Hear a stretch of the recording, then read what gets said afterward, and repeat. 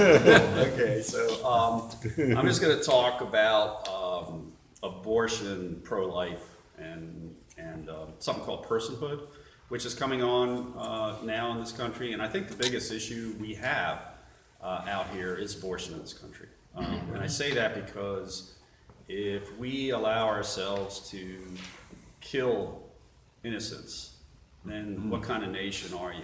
What kind of country are you? Exactly. And that's why I think we've seen so much division and everything. But I do see finally hope that maybe this will end. And personhood is something that you'll hear more about, but it's basically not only from abortion, but it's also when you get older or when you have medical issues. Because the way it's going right now is they want to do eugenics, which is if you get old or you are not politically correct in the way that they want, they can do things medically or pull your plug, or if you don't have the cash to pay for a medical procedure, you're done.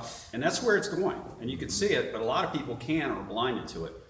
Abortion's one of the things that's caused all this, and if you look back at what happened here, personhood, and I don't mean to be a downer here about, about this issue, but I think it is important, and Amen. the Lord's put it on my Yeah. heart.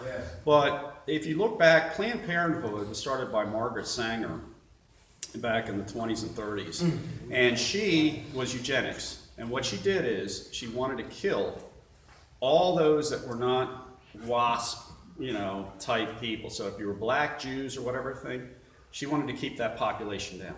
Okay, that's what Planned Parenthood is today. Wow. As a matter of fact, in the 30s, Margaret Sanger, Hitler's lieutenants came over to learn how to do this, and they used those techniques in Nazi Germany. 40 to 50 million people died in World War II.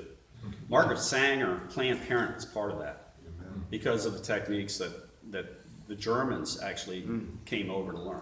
People don't know these facts out there. 60% of the abortions are blacks, by the way. Wow. Our brothers In the Senate, and sisters black community. and the black community. That's right. Can you imagine 700,000 or 800,000 blacks are getting killed, genocide every year?